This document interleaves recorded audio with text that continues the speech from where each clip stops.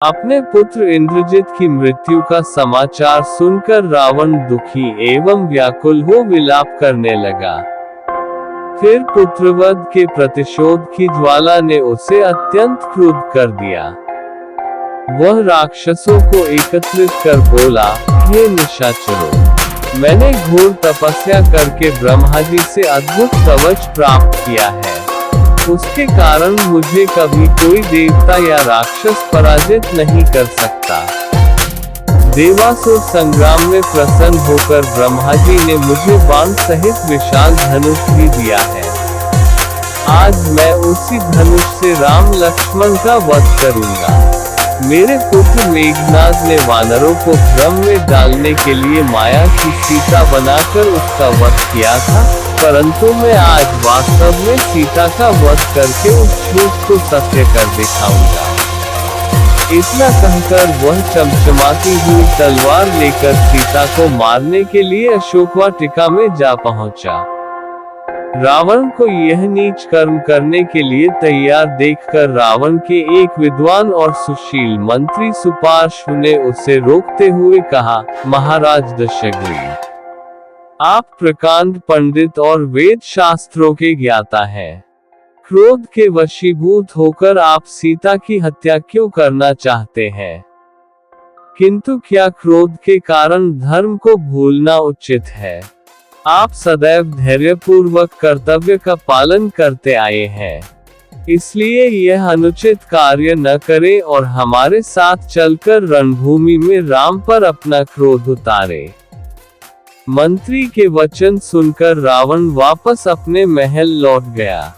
वहां मंत्रियों के साथ आगे की योजना पर विचार करने लगा। फिर बोला, कल हमको पूरी शक्ति से राम पर आक्रमण कर देना चाहिए। रावण की आज्ञा पाकर दूसरे दिन प्रातःकाल लंका के वीर राक्षस नाना प्रकार के अस्त्र शस्त्रों से सुसज्जित होकर वानर सेनाओं से जा भिड़े। परिणाम ये हुआ कि दोनों ओर के वीरों द्वारा किए गए आक्रमण और प्रत्याक्रमण से समरभूमि में रक्त की धारा बह चली, जो मृत शरीरों को लकड़ी की तरह बहा रही थी। जब राक्षसों ने वानर सेना की मार मार कर दुर्गति कर दी तो स्वयं श्री राम ने वानरों पर आक्रमण करती हुई राक्षस सेना का देखते देखते इस प्रकार सफाया कर दिया, जिस प्रकार से तेजस्वी सूर्य की किरणें रात्रि के तम का सफाया कर देती हैं।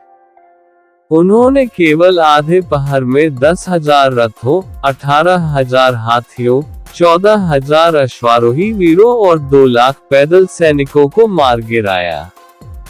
जब लंका में इस भयानक संहार की सूचना पहुंची तो सारे नगर में हाहाकार मच गया। राक्षस नारियां अपने पिता, पति, पुत्र, भाई आदि का स्मरण कर करके भयानक क्रंदन करने लगी। रावण ने क्रोध, दुखी और शोकाकुल होकर महोदर, महापार्श्व और विरूपाक्ष को युद्ध करने के लिए बुला भेजा। उनके आने पर वह स्वयं भी करोड़ों सूर्यों के समान दीप्तिमान तथा 8 घोड़ों से सुसज्जित रथ पर बैठकर उन्हें साथ ले युद्ध करने को चला। उसके चलते ही मृदंग, पाह, शंख आदि नाना प्रकार के युद्धवाद्य बजने लगे। महापार्श्व, महोदर और विरूपाक्ष भी अपने अपने रथों पर सवार होकर उसके साथ चले। उस समय सूर्य की प्रभा फीकी पड़ गई। सब दिशाओं में अंधेरा छा गया। भयंकर पक्षी अशुभ बोली बोलने लगे। धरती कांपती सी प्रतीत होने लगी। ध्वज के अग्रभाग पर गिद्ध आकर बैठ गया। बाईं आंख फड़कने लगी।